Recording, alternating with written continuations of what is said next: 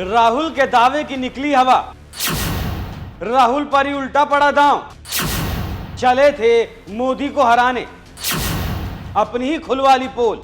तीसरी बैठक के लिए विपक्ष मुंबई पहुंचा था। सीट बंटवारे पर चर्चा करनी थी, संयोजक के नाम पर चर्चा करनी थी और बाकी रणनीतियों पर भी चर्चा होनी थी। लेकिन एक 14 कोऑर्डिनेंस की लिस्ट फाइनल हुई और बताया गया कि रैलियों में अब साझा प्रचार किया जाएगा। इससे ज्यादा और कुछ नहीं हो पाया। लेकिन राहुल गांधी उस मीटिंग के बाद बेहद ही उत्साहित नजर आए और कह दिया कि विपक्ष 2024 के चुनाव में मोदी को हरा देगा। इसके पीछे का तर्क था कि वो 60% जनता का प्रतिनिधित्व करते हैं। फिर हुआ राहुल के दावे का फ्लोर टेस्ट, जिसके आंकड़े राहुल समेत पूरे विपक्ष को डराने वाले हैं।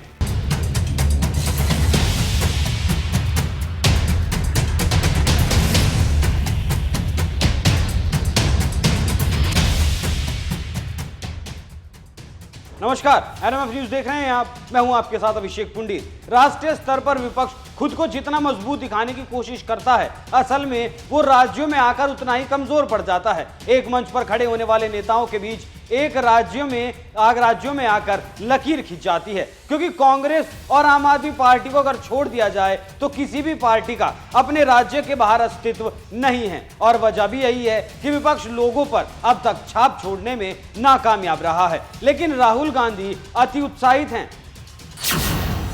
फुस निकला राहुल का दावा।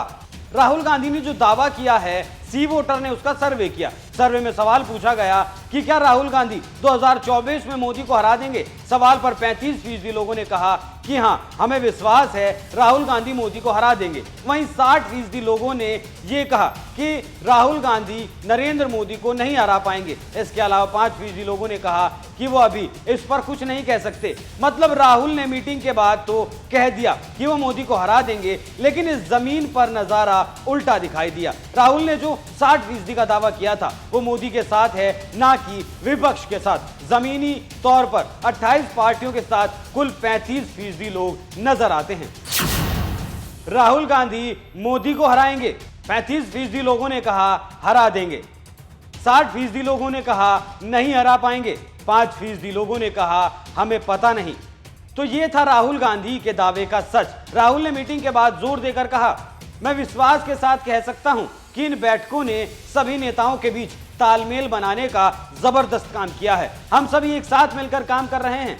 लेकिन असल में ये पूरा सच नहीं है, बल्कि ये आधा सच भी नहीं है जो गलवहियां बैठकों में दिखती हैं जमीनी तौर पर, और जब राज्यों में पहुंचते हैं तो वहां का नजारा कुछ और दिखता है। दिल्ली और पंजाब ऐसे राज्य हैं जहां आम आदमी पार्टी की सरकार है और आम आदमी पार्टी और कांग्रेस के बीच सहमति नहीं है। दोनों राज्यों में राज्य के जो नेता हैं वो एक दूसरे को देखना तक पसंद नहीं करते। बंगाल में कांग्रेस टीएमसी वाम दलों के बीच भयंकर मतभेद चलता आया है। यूपी में अखिलेश बहुत ज्यादा सीटें कांग्रेस को देना नहीं चाहते और बीजेपी को छोड़कर किसी पार्टी का कोई खास प्रभाव यूपी में देखने को भी नहीं मिलता। तो ऐसे में पता नहीं कैसे राहुल ने 60% जनता के साथ होने का दावा कर दिया। अगर 2019 के चुनाव की बात करें तो इन सभी दलों को अगर मिला भी लिया जाए तो महज इन सभी दलों के पास 142 सीट बैठती हैं, जबकि कई दल तो इसमें ऐसे हैं जिनके पास एक भी लोकसभा की सीट नहीं है। और तो और जो लालू प्रसाद यादव राहुल के बेहद करीबी माने जाते हैं, उनके पास भी लोकसभा की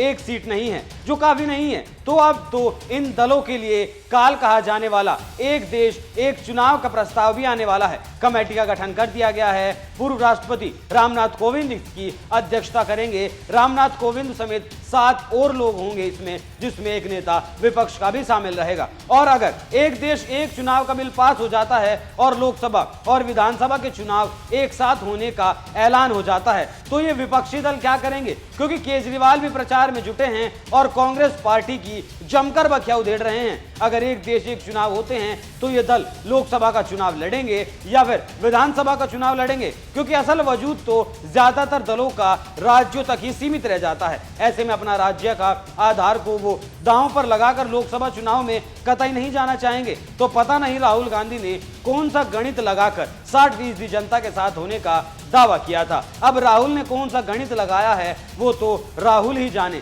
लेकिन राहुल गांधी के दावे की हवा जरूर निकल चुकी है। गठबंधन को तो नहीं पता कि राहुल गांधी बना पाएंगे या नहीं, लेकिन राहुल गांधी लालू प्रसाद यादव के साथ मिलकर मटन जरूर बहुत अच्छा बना रहे हैं। जिस बात का जिक्र प्रियंका गांधी ने किया है। बीजेपी लंबे वक्त से चुनावों की तैयारियां कर रही है और राहुल गांधी लालू यादव के साथ मटन बनाने में जुटे हैं। जाते जाते आप भी देखिए कैसे राहुल गांधी मटन बनाने की रेसिपी लालू यादव से सीख रहे हैं। साथ ही आप बताइएगा आपको ये खबर कैसी लगी। नमस्कार। तो इसमें आप सब चीज मिक्स करके डालते हो। हाँ, इसमें और राजनीति में क्या फर्क है? उसमें भी आप सब मिक्स कर देते हो, इसमें भी मिक्स कर सब है? विदाउट मिक्सिंग राजनीति हो ही नहीं सकता।